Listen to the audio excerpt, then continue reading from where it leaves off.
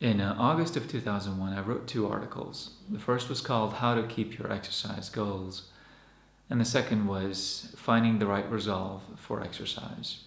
When I wrote those articles, I've been going to the gym for about 7 years and working out seriously.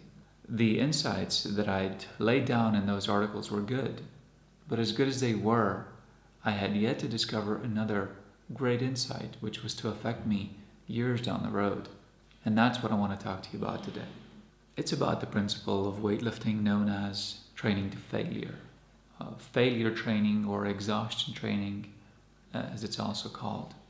I started doing this in college as I was trying a lot of different things in order to grow.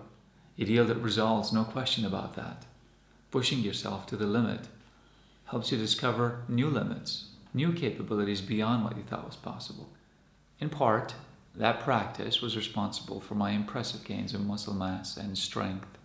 Here's what I looked like when I started to work out, and then here's what I looked like in May of 1998.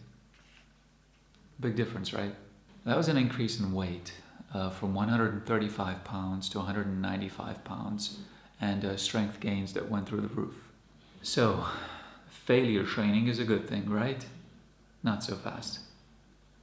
As a practice, it's a wonderful thing. As a name, it's a bad thing. Why? Because the terms exhaustion training or failure training are insidious. They crawl inside your brain and they start messing with your mind. And over time, it'll start to affect your attitude toward exercise without you even realizing it. Unless you're aware of what I'm telling you here, workouts and exercise will start to get boring for you. You'll find yourself asking the question, what's the point? I'm lifting these weights up and down. I do the same movements till I drop. Then I rest for a bit, and then I repeat them. And it's just the same story all over again. This is useless.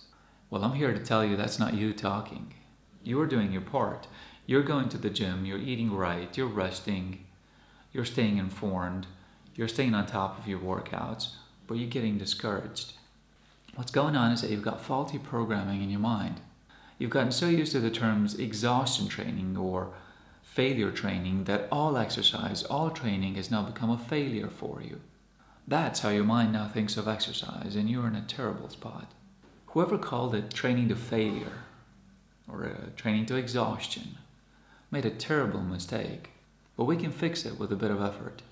First, start referring to it as expansion training or growth training. Make up your own name for it if you want. But it's got to be something positive, something that's pleasant, something that's useful for your mind to recall. It's got to encourage you to go on. It's got to help you visualize the results that you want. Think about it. Does the term failure training help you visualize a bigger body or more muscles or more strength? Not likely. But does growth training help you visualize bigger, more muscles? How about expansion training? Does that help you see how you can break through limits, how you can expand on what you think is possible, how your body's growing? Now look, there's nothing wrong with the practice of exhaustion training or failure training, like I already said. The problem is with the name.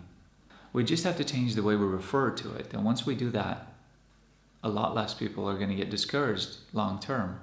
You may not think that simple words can have that sort of effect, but when you couple them with pain, with effort, with visualization, and with time, those insidious negative words can have an incredible effect. That's why a positive name is so important, and it really should have been at the top of the list when this technique was invented or named. Every time the term exhaustion training or failure training comes to your mind, replace it with expansion training or growth training. Every time you employ the technique and you push your body to the limit, visualize the positive. Think about your muscles getting bigger. Think about your body getting stronger. Think about the fat melting off. Don't ever think about the negatives. Don't think about the micro tears. Don't think about the pain. Don't think about the sweat. Don't think about the exhaustion, and don't ever call it a failure. Think about how much you're improving. Think about how much better your body is going to look. Think about how you're keeping it in shape. That's the way you should approach your every expansion training set, and for that matter, every workout. And you'll be amazed at the results.